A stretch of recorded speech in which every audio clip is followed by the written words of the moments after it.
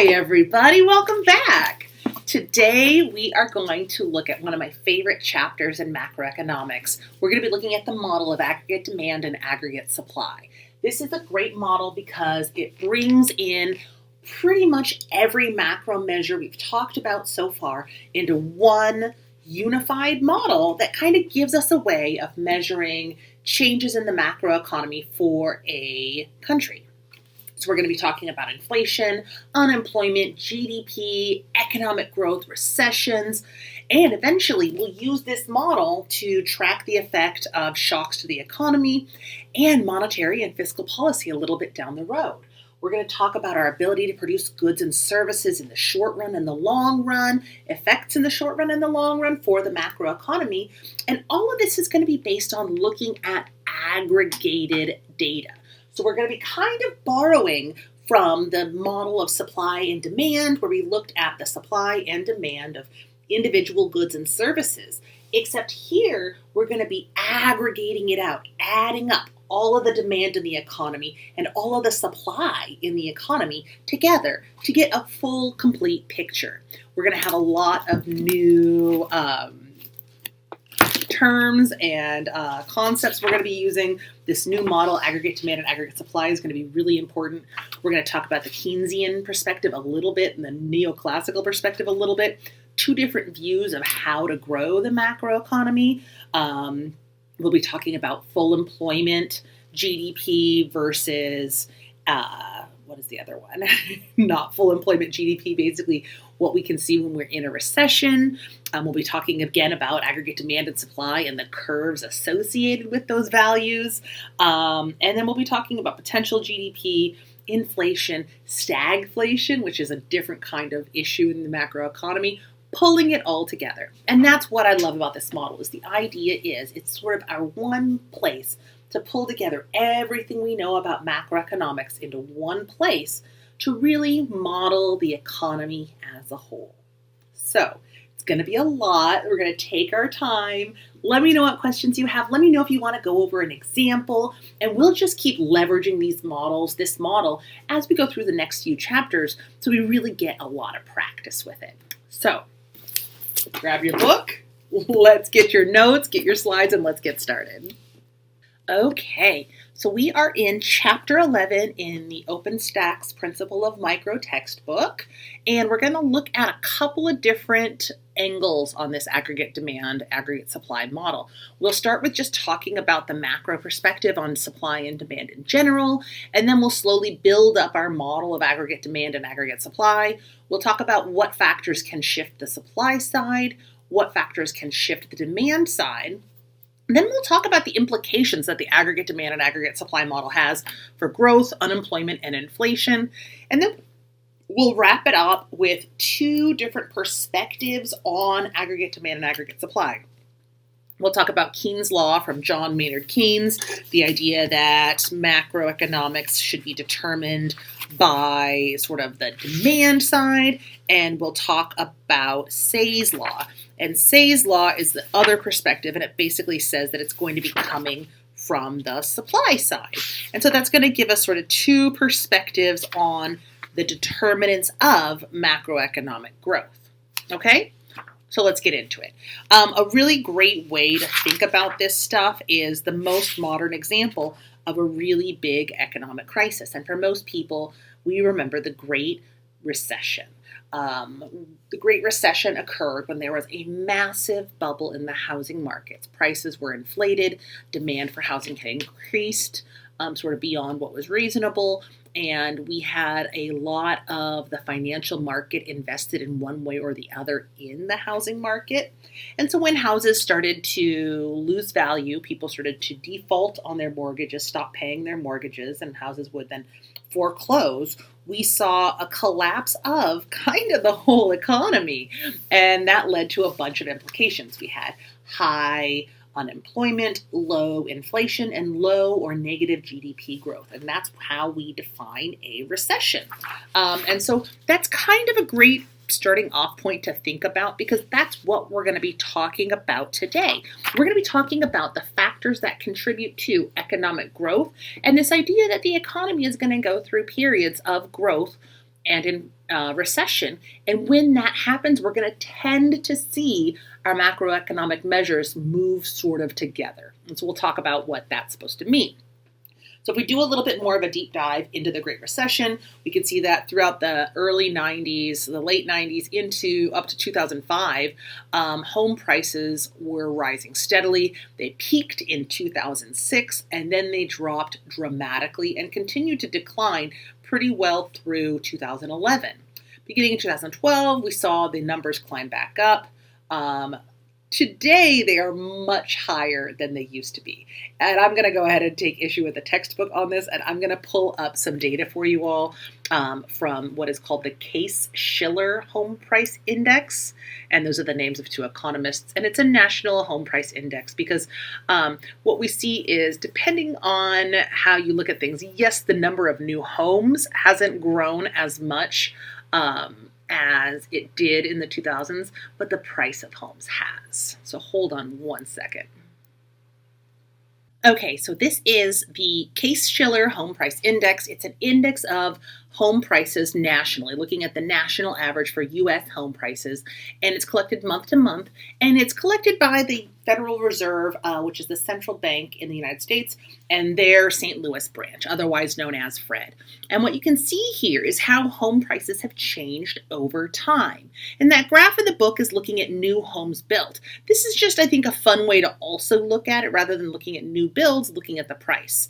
And it's an index, which means it's going to have a base year. The base year here is January 20 of the year 2000. And so if we go there, we see that's the value of 100. Everything below 100 represents a negative growth or a decrease relative to that period. Anything above 100 is an increase relative to that period. And so we can see home prices growing slowly over the 80s and 90s. These gray bars are recessions. And we can see here in the 2000s, the prices start to go up, even though there's a recession here, the dot-com boom or the dot-com bust in the early 2000s. And then we see home prices really start to accelerate in the early 2000s, peaking in 2006. In July 2006, we see home prices peak, and then they start to fall. And that's the beginning of the Great Recession. This large gray bar here represents the Great Recession. We see home prices falling dramatically, and then they kind of continue to fall even when we're out of the recession. They sort of bottom out here in January, February 2012, and then they start to slowly go up. We see some seasonal variation where it kind of peaks in the summer and there's a little bit of a valley in the winter. But overall, home prices have continued to rise since 2012. And we can even see here the little baby recession created by the global pandemic. Even through that period, we see really high acceleration in home prices, really dramatic increases in home prices. That slope of that index is really sharp, and that's telling us home prices are going up by a lot. You see a little bit of a peak in June of 2022. You see a little valley when the Fed starts raising interest rates. Home prices drop down in the early 2023, late 2022.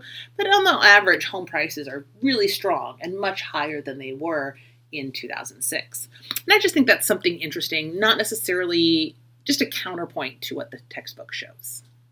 Okay, there we go.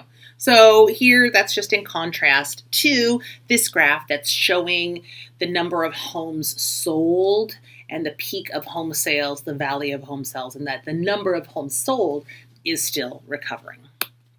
So macroeconomists can sort of be, we divide all economists into two groups, right? Macroeconomists and microeconomists. Of the macroeconomists, we tend to divide them into another two groups. And they're basically considered supply side or demand side economists. Supply side economists say, hey, listen, if we're going to talk about the whole economy, we need to talk about our ability to provide goods and services to the market. That's what's really important. Demand will catch up with supply. Demand side economists say, no, it's all about consumer demand. Firms, countries, and consumers demanding our goods and services, that's what drives the economy. Probably the truth is somewhere in between, right? A successful approach to the macroeconomy is going to need to consider both supply and demand equally. And that's what we're going to try to do for our purposes here. And we can divide those two ideas into these two groups Say's law and the neoclassical view of economics. So Say's law is sort of oversimplified to say that supply creates its own demand. And the idea here is that by supplying goods, we are paying salaries, and those salaries generate income. That income, supplying goods and services, gives individuals and firms the ability to go out and buy more stuff. So the idea is we wouldn't have supply without demand. It's sort of that chicken and egg debate, right? A lot of neoclassical economists tend to emphasize the importance of aggregate supply in determining the size of the macroeconomy in the long run. And that's what Say's law is saying. Say's law says that supply creates demand, and that the supply is going to tell us what we can expect in the long run. Over years, over decades, over long periods of time, the productivity, the power to produce in a given economy, their ability to produce goods and services is going to increase. And that's necessarily going to drag demand along behind it. On the other hand, on the short run, looking at a few months or maybe 1 or 2 years, we will have periods of economic depression or recession. And those are periods when GDP goes down, unemployment goes up, and inflation goes down. Those are going to be periods that are marked by low demand for goods and services. Okay? Keynes, on the other hand, the Keynes law is named after John Maynard Keynes, and it's the idea that demand creates the supply, that if it wasn't for consumers and firms and other countries out here demanding our goods and services, there'd be no reason to supply those goods. And so Keynes law says that the level of GDP in a country is really not determined by the potential to supply, it's determined by the demand, by the appetite of consumers. Keynes law applies to the short run in months and years when firms are going to experience maybe a drop in demand from a recession. If consumers are worried about where their next paycheck's going to come from, they're not going to want to buy stuff. And so demand is going to have a hard time keeping up during periods of shortages and recession relative to an economic boom. But the reality is, if all that mattered was demand, it'd be really easy to grow the economy. We would just give people more money and they'd go out and buy more stuff. But that's not really how it works. And so I think a more holistic approach says, hey, we need to take Keynes's perspective of demand-side economics and the Say's perspective of supply-side economics and combine them. Because the reality is we need both for a healthy, functioning economy. What do you think? Well, to answer more fully, maybe what you need is to know more about aggregate demand and aggregate supply. So we sort of have this in the back of our heads now that there are two debates on how to grow an economy, the demand side and the supply side. To understand this better, we're going to need to build our aggregate demand and aggregate supply model. And this is just a model that shows us the total supply and total demand for an economy, how total demand and total supply interact for an entire nation at the macro level. And that's what aggregate means, right? Aggregate just means collecting it all together. So think about it as if we are adding together the demand curve for every single market in the US and adding together the supply curve for every single market in the US. That means we're going to have an aggregate supply, the total quantity of output that firms are willing and able to produce and sell in a country, which is kind of like real GDP. It's our ability to produce goods and services.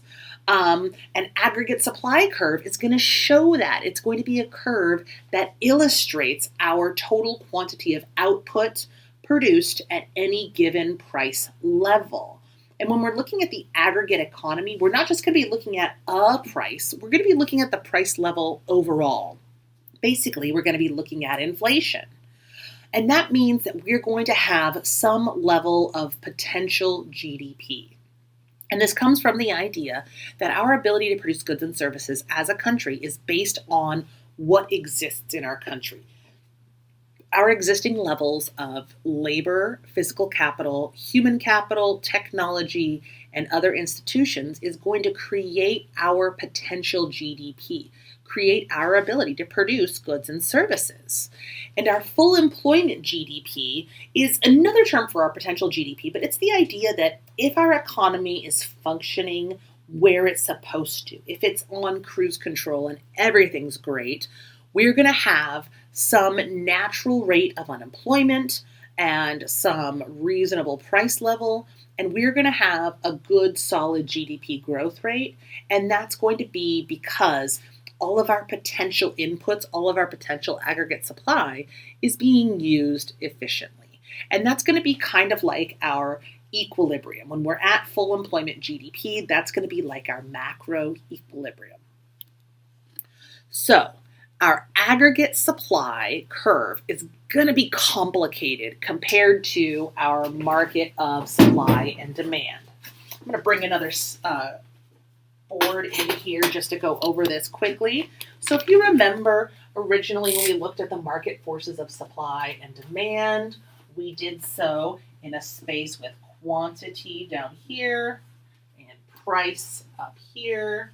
And maybe we were looking at the market for cars, and there was going to be some demand associated with cars, right? And that was based on consumers' willingness and ability to pay, and some supply of cars based on producers' costs and potential productivity.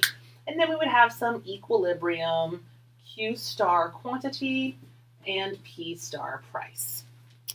When we look at aggregate supply, we're going to have a little bit of the same elements, but bigger, because we're aggregating it out to the whole economy.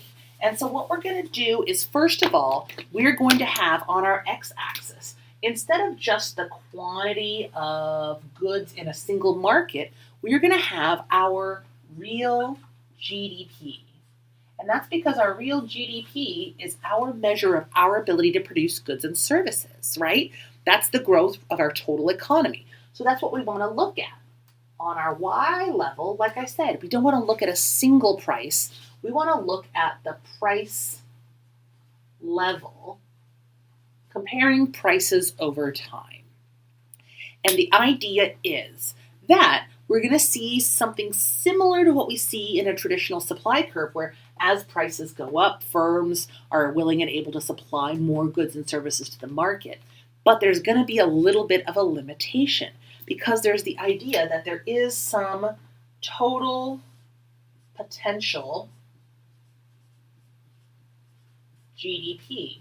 There's some potential ability to produce based on our labor, our physical capital, our natural resources, our technology, and our human capital. There's some sort of maximum appropriate ability level of productivity that our country has. But at other levels of production, we're going to have an upward sloping aggregate supply curve. So we're going to have an aggregate supply curve that is upward sloping, but it's going to end up getting really steep once we surpass our potential GDP. And it's kind of like, I like to use the metaphor of a car. When we're going slow, we have tons of room for acceleration, but we'll hit a point after which we're kind of pushing ourselves too far. We're exceeding our potential, and there's going to be a cost coming out of it. And so when we think about our aggregate supply curve, our ability to produce goods and services, there's this sort of steady state potential GDP point here. It shows the maximum amount the economy can produce with full employment of our workers and our physical capital. But there is this point over here where there's more going on than our full employment potential GDP. And where is that going to come from? It's going to come from things like a period of rapid economic expansion.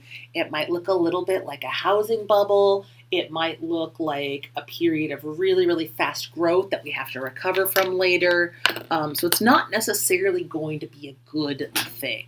And that's kind of one of the tricks of economics. We never want more of everything. We want the optimal level. So now we want to add in our idea of aggregate demand. If we have aggregate supply as our ability to produce services and goods to the market, aggregate demand is going to be the amount of total spending on domestic goods and services. So that's going to be made up of the four components of GDP: consumption, investment spending, government spending, and net exports.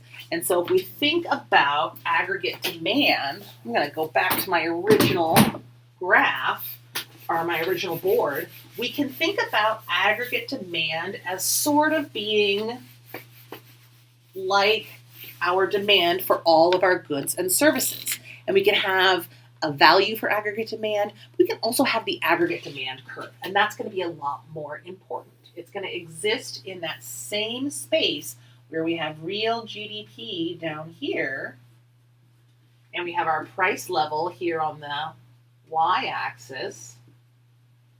And what we're going to see is our aggregate demand is going to be based on that idea that GDP is equal to consumption plus investment plus government spending plus net exports, because that's really everybody who consumes our goods and services. Our consumers, our businesses, our government, and then other countries consuming our goods minus the goods we buy from them. So that's really a measure of our consumption, the consumption of our productivity. So we can graph that, and it's going to look a lot like a regular old demand curve.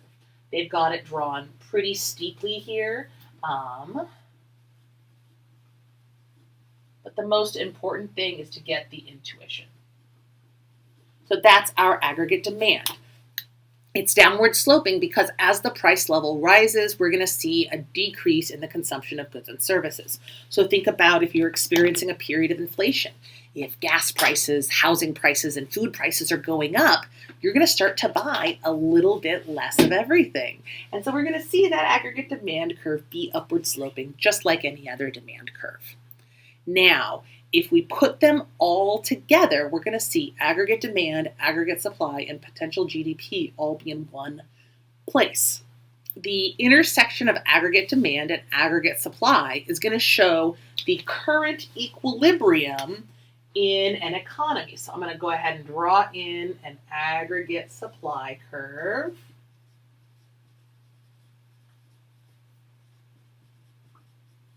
And what we'll see is that's going to give us some equilibrium level of GDP. In the case of the textbook, I think they're calling it 8,800 trillion dollars, billions of dollars. So $8.8 trillion and a price level of 90, which is a little bit below the base here. So a little bit of low inflation, a little bit of economic growth. So this is our current equilibrium in the economy. And that's what aggregate demand and aggregate supply are measuring. They're measuring the productivity of the economy by comparing all of the demand for our goods and services and all of our ability to supply our goods and services. And then, of course, out here we have our potential for full employment GDP. Okay? So, what are we going to do with those? In our hypothetical equilibrium, or here we have an example, if we're going to try to interpret this model and use it, let's say, okay, we have this example where we've got aggregate demand and aggregate supply, and at this point the price level is 130 and GDP is $680 billion. What can we infer about this country? Are they facing inflationary pressures? Are they facing high unemployment? How can we tell? What can we say about this economy? So, what do we know so far? We know that we have our price level over here and we have our output here.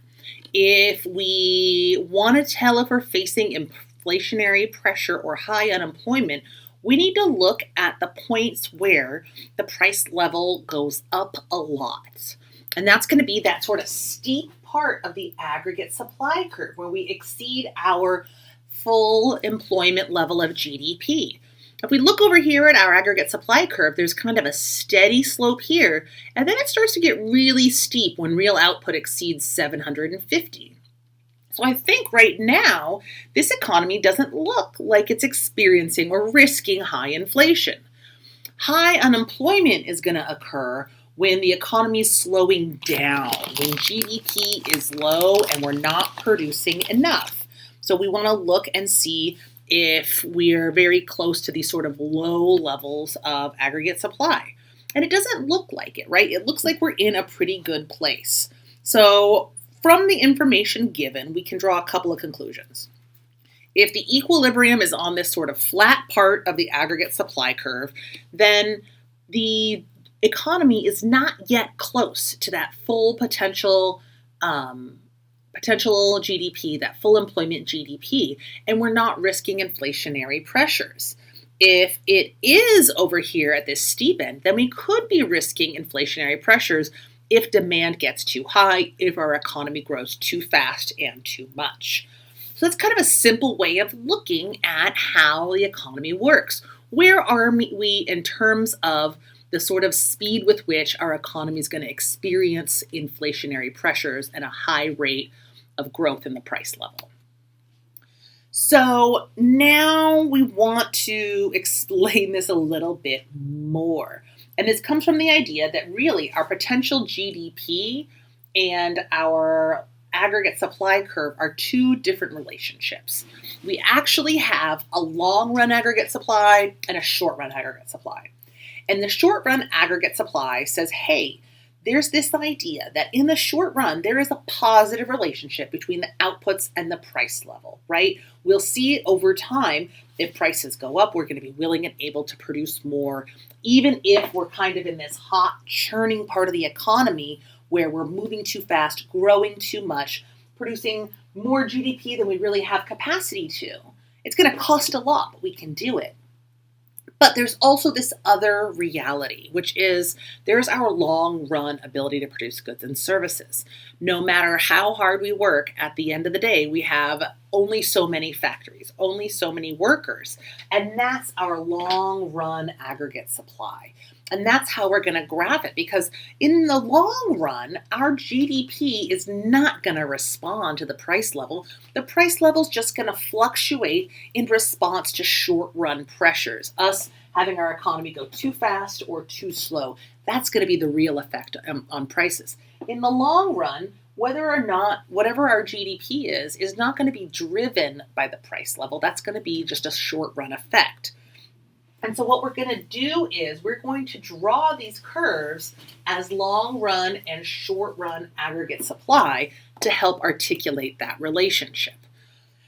When we put them together, what we're going to see is there's a couple of different factors that are going to drive aggregate supply in the short run and in the long run. So when we think about changing I'm sorry, I shouldn't have taken a bite of food. That was incredibly rude. When we think about changing the aggregate supply curve, the two factors that are probably going to be the most likely to shift the aggregate supply curve are going to be a change in productivity and a change in input prices. Input prices are going to affect that short-run aggregate supply curve because it's going to alter our ability to produce goods and services in the short run. The aggregate supply curve can also shift when there's an unexpected shock to input goods and labor. So imagine there's a massive weather event that floods Florida and we lose out all of our oranges for the season. Imagine there is a drought and we lose all of our corn, which is an input into other foods. We feed we feed animals, cows and pigs corn. We use it to make other goods. That's going to affect our ability to produce goods and services. We can think about war or a massive effect on the labor force that's going to reduce our labor force. That's going to affect our ability to produce goods and services. And so those are the kinds of things that are going to affect our aggregate supply. And so you want to think about what would shift aggregate supply, what would change the ability to produce goods and services, not just for one firm or two firms, but for a whole economy. A really common example I use a lot in classes is gas prices, right? If there is a sudden energy shortage and we run out of gasoline, that's going to affect companies that ship goods by truck or by plane. It's going to affect companies that use plastic because that's petroleum, that's a byproduct. Companies that wrap their goods in plastic. All of those markets would be affected by a change in oil prices, in crude oil prices. So that would affect so many dimensions of the economy. It would definitely affect our ability to produce goods and services and shift our aggregate supply curve. The next new term we want to learn is what's called stagflation. And stagflation is the idea that not always do all of our economic elements move together. So what we tend to expect when we're experiencing a period of economic growth is that we're going to see things go one way or the other. If we're experiencing an economic expansion, we're going to expect to see high GDP, low unemployment. Oh, I spelled that wrong. And we're going to tend to expect to see higher inflation, or at least an increase in the price level. When we're in a period of economic recession or a downturn in the economy, we are going to expect to see the opposite. We're going to expect to see low GDP or falling GDP, high unemployment rates, lots of people looking for work, and we're going to tend to see inflation decrease or the price level to drop. Oops. There we go. Stagflation is different. Stagflation is when we have a stagnating economy and inflation. So it's kind of like the worst of both worlds. It doesn't happen very often. It did happen in the 1980s. There was issues with gasoline. We had gas shortages, gas prices were really high. We were in a recession, but because the recession was caused by a high input price, gasoline, and gasoline shortages, it meant that we experienced a lot of inflationary pressure because everything was expensive and the economy was in bad shape. And so that's an experience of stagflation. It's stagnant growth and high inflation at the same time. It's not what we usually expect, but it definitely can happen. So now let's look at some shifts in aggregate supply and aggregate demand. So I'm going to go ahead and bring this guy back up, and we're going to graph this together in the same space. So now we have real GDP, which we also call Y. And so I like to kind of articulate it this way. Aggregate demand is going to be based on our consumption of goods and services, C plus I plus G plus NX. Our aggregate supply in the long run is going to be based on our productivity potential. And that's going to be based on technology, physical capital, human capital, the labor force, and our natural resources. Sort of what our inputs are. And that's only going to change in the long run over time. So thinking about like changes in computers over time, changes in the workforce over time. But the short run aggregate supply, that can be changed by input prices, weather events, other productivity effects, those kinds of things. So we put it all together. We have our ability to produce goods and services in the long run. That's our long run aggregate supply based on what the economy has as a sort of baseline. That's where we are when we're at full employment, when we're running in a steady state economy, when things are good. Then we have our aggregate demand curve. Our aggregate demand curve is going to be based on our consumption of goods and services and other countries' consumption of our goods and services. And then we're going to have a short-run aggregate supply curve. And we'll replicate the graph here, and we'll start out with an equilibrium that's not at full employment. So we'll start out with this point right here. Let me try and replicate this. And that's our short-run aggregate supply. So right now, our equilibrium is going to be right here. That'll be our GDP, and then we'll have our price level, and then we can see a rise in productivity, maybe a new kind of microprocessor, maybe an increase in computers. That's going to shift the short-run aggregate supply curve out to the right. It's going to increase our equilibrium and move us along the aggregate demand curve. So I'll go ahead and graph another short-run aggregate supply curve, shifting us further out. That's going to give us a higher level of GDP. And in this case, because it was an increase in technology, it might lower our price level because now it's cheaper and easier to produce goods because of that new level of technology. Does that kind of make sense? When the aggregate supply curve, the short-run aggregate supply curve shifts right, we get a new equilibrium point, a new intersection, and that's going to be a new spot where our economy is sitting. That'll be the example of an increase in productivity.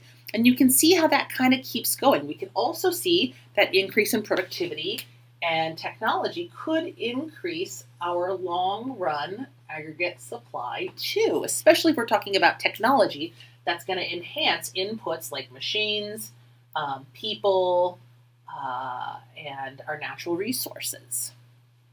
When the short-run aggregate supply curve shifts to the right, it's going to generally increase our productivity, increase our output, and help put downward pressure on our price level to keep our economy thriving.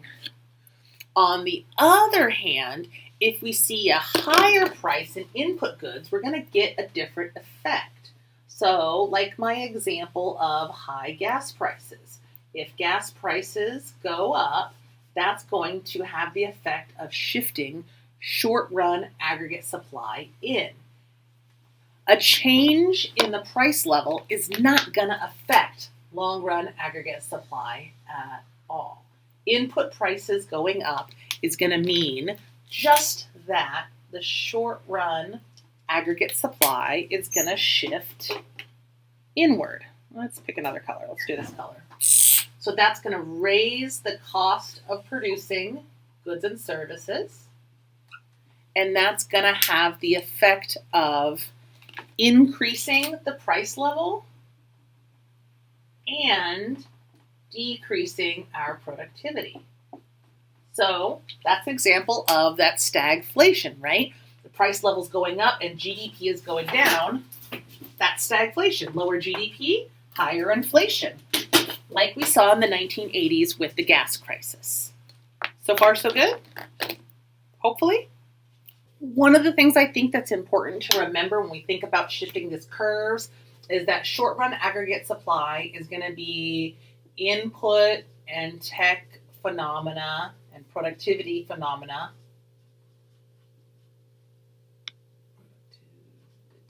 But it's going to be short-run. So it's going to be like 1 year tops. Long-run aggregate supply shifts too, but that's going to be long-run stuff. That's going to be like the invention of computers. Things that affect our ability to produce goods and services for the rest of time, for decades. So like World War II would affect long-run aggregate supply because it altered our demographics for the foreseeable future. A drought in a year or a year of bad fires in a state, that's going to be short-run aggregate supply. Does that make sense? It's an important distinction. It's really hard to get down. So I always kind of try to say, think about, is this a 1 year or less phenomenon, like high gas prices for a few months, or is it a decades-long phenomenon that's going to have repercussions for years and years to come? So the good news is that aggregate demand is a little bit easier. Aggregate demand is going to be anything that changes those input factors, anything that alters consumption, investment, government spending, and exports minus imports. And so if we put this back up here, and we have our real GDP and our price level, and we impose our aggregate demand is going to be shifted by those factors, right?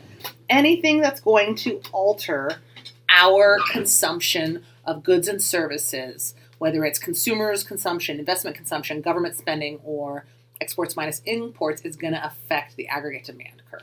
So it's going to be that y equals c plus I plus g plus nx.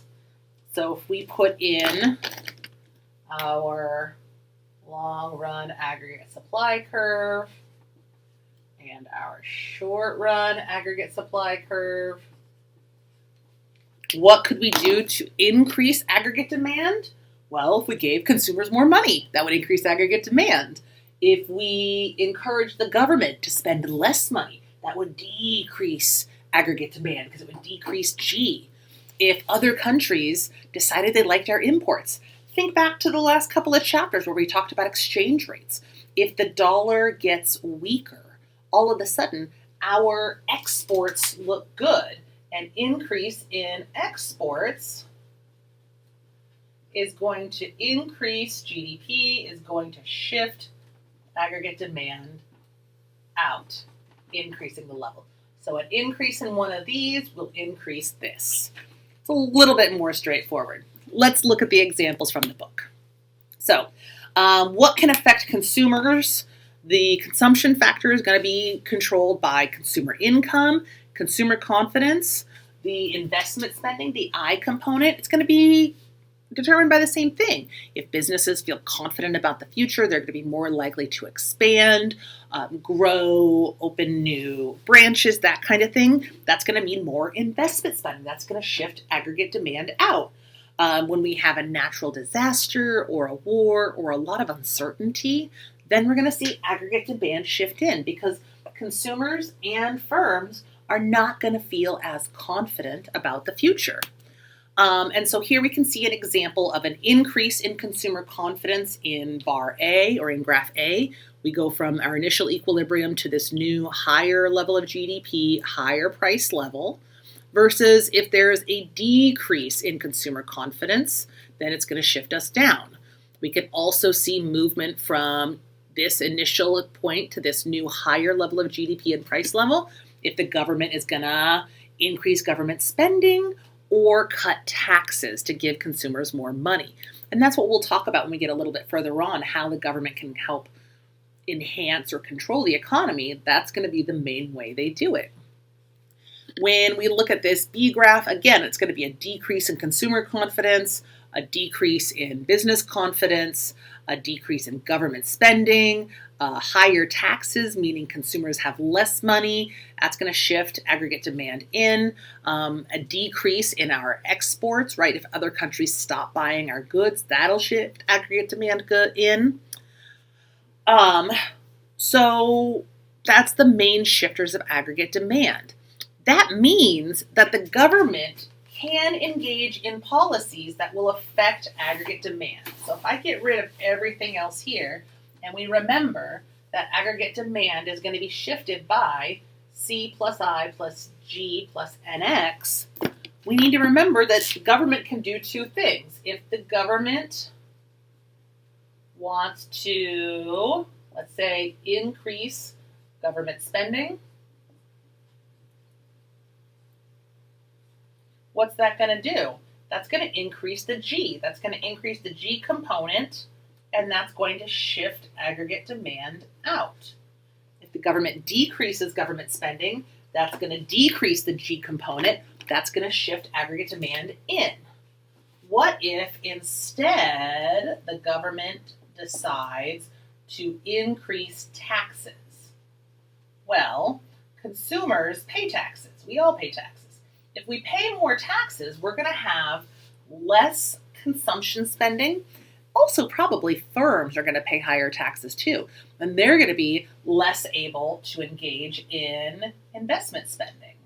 And so those decreases are going to have the effect of shifting aggregate demand in. On the other hand, if we lower taxes, we are going to see investment spending go up, we're going to see consumer spending go up, and we're going to see aggregate demand shift out. So this is going to be from lower taxes or higher government spending. And if we want to shift it in, we would have to, I'm mixing up my colors now, I'm sorry.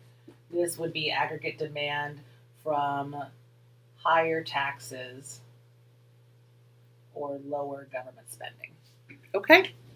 And we can see this be in response to a recession too. If there's a recession, firms are going to feel less confident, they're going to have less money to expand, so government spending is going to go down. So here we have an example of an economy that's pretty close to its full employment GDP. And what we want to look at here is when we're in a recession. And whether an economy is in a recession or not can be illustrated in the aggregate demand and supply model by looking at how close the current equilibrium is to the long-run potential GDP line indicated by the long-run aggregate supply curve.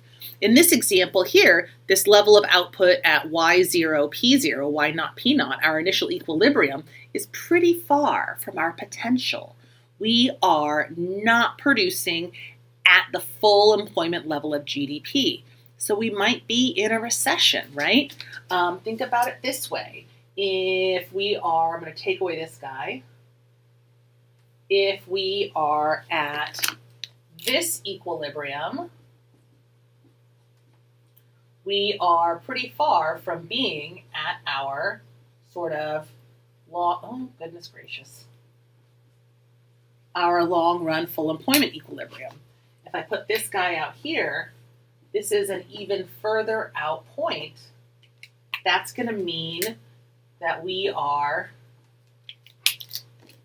pretty far from full employment and from our potential GDP.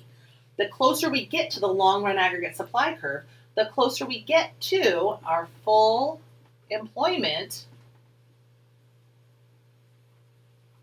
potential GDP level. Does that make sense? When we're closer to that long-run aggregate supply curve, we're going to experience lower rates of unemployment and higher rates of GDP. So we can use the long-run aggregate supply, aggregate demand model, the aggregate supply and demand model to help us model growth, model unemployment, and model recession. We can model growth in the economy and recessions in the economy by showing where our current equilibrium is relative to our long-run employment. That vertical line representing our potential GDP, our full employment level of GDP, is going to tend to shift out over time because of technological advances, because we're always getting better at producing stuff. And this graph is going to help us show when we're in a recession and when we're not. So let me give you another example. Let's see what we've got here. Let's give you another example. We have our aggregate demand, aggregate supply model with real GDP and our price level here. And we've got our long-run aggregate supply curve. And we have some level of aggregate demand. And let's say right now, short-run aggregate supply is here. what can we say about this situation? Well, we can go ahead and pull this down, and this is our current level of GDP and our current price level. We can say that we are not approaching high rates of inflation. We're probably experiencing some level of unemployment because our GDP is not to that long-run equilibrium yet. And so we might want to try to grow our economy up to that level. We might be experiencing a small baby recession, something like that.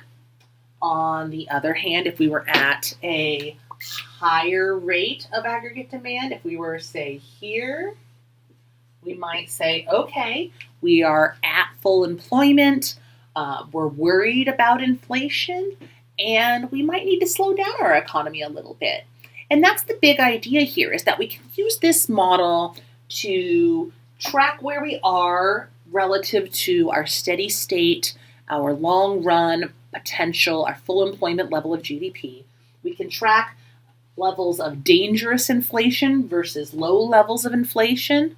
And we can track unemployment, because what we're going to see is this distance here is going to be equal to positive GDP growth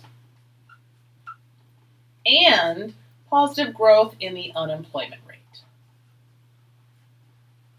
So as we move away from this sort of steady state full employment point, we're going to see GDP go down. I guess that's negative then. GDP go down and unemployment go up. Okay? So they're always going to tend to be inverse down here. And so what we have in this graph is we have our potential to produce goods and services. We have a relationship between our productivity and input prices and our productivity. We have firms, consumers, the government, and other countries' demand for our goods and services here. We have unemployment and productivity here, and we have inflation here, all built into one model. That's why we like this so much.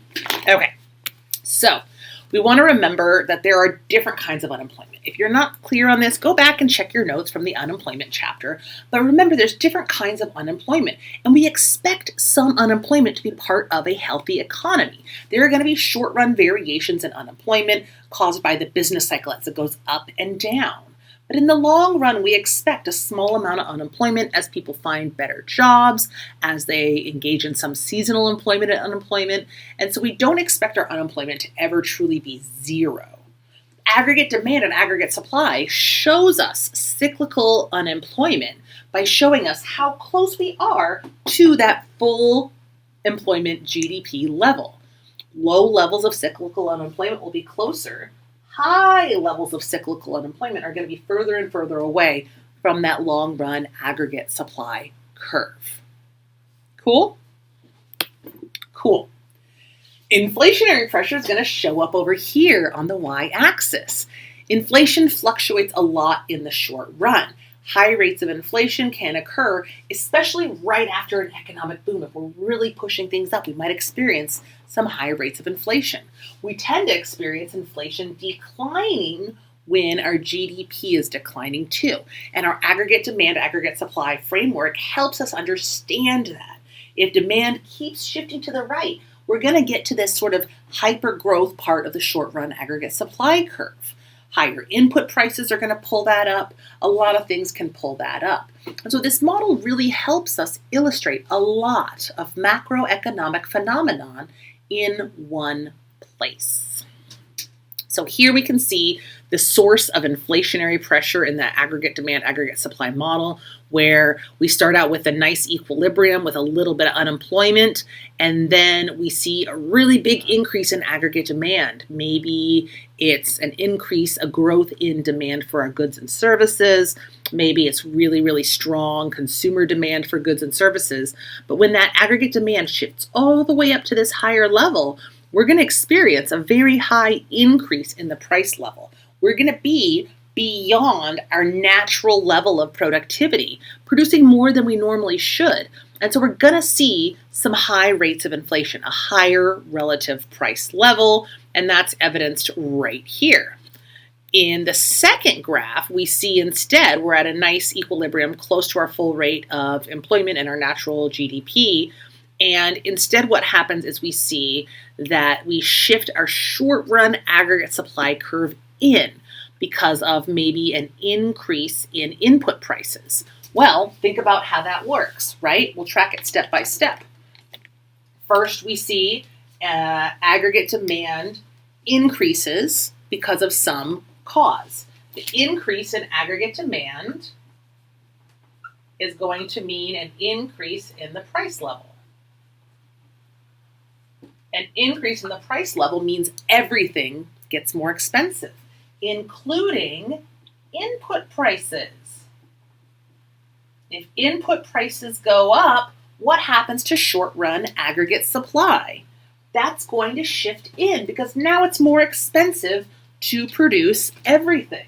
So short-run aggregate supply is going to respond to higher than average input prices, and we're going to see a decrease, a bounce back in the economy. So we're going to get a lower, we're going to move from, let's see, get rid of this orange right now. And so we're going to go from Y1 to Y2 to Y3. And our price level is going to respond to that too. We're going to end up with a higher price level, but closer to the original equilibrium. Does that make sense? Kind of? Hopefully. It's sort of a way that the economy can self-correct itself. It's why we tend to see these ebbs and flows, right? The business cycle where we have periods of expansion and recession and expansion and recession because of this cycle of back and forth. Okay? Cool. Let me know what questions you have. So now we want to break it down again into Keynes's law and Say's law. So when we use the aggregate demand model and the aggregate supply model, we can illustrate both of their perspectives. And we do this by dividing the short-run aggregate supply curve into sections that sort of define these theories. So what we can do is basically say the Keynesian zone is down here where demand is going to drive aggregate supply and drive the economy. The neoclassical zone, the Say's law zone, is going to be up here where supply is driving the economy. And right here in the middle is what's called the intermediate zone. So the Keynesian zone is the portion of the short-run aggregate supply curve where GDP is below potential and short-run aggregate supply is pretty flat, right about here. Any change in aggregate demand is going to drive GDP. This is going to happen if the economy is in a recession, employment is relatively high, and there's not much worry about inflationary pressure. And so any change in demand is going to drive the economy. On the other hand, the neoclassical zone is over here, where we're at a steeper part of the short-run aggregate supply curve. There, if the aggregate demand curve crosses this portion in the neoclassical zone, we're going to see cyclical unemployment be relatively low, and the only way to grow the economy if we're over here is by shifting that short-run aggregate supply curve. It's going to make it look like supply is driving things just by nature of the shape of the curves. And so a change in demand is just going to have inflationary pressures, but a change in aggregate supply will actually grow the economy. And so that's going to fulfill Say's law and be the sort of neoclassical economics part of the short-run aggregate supply curve.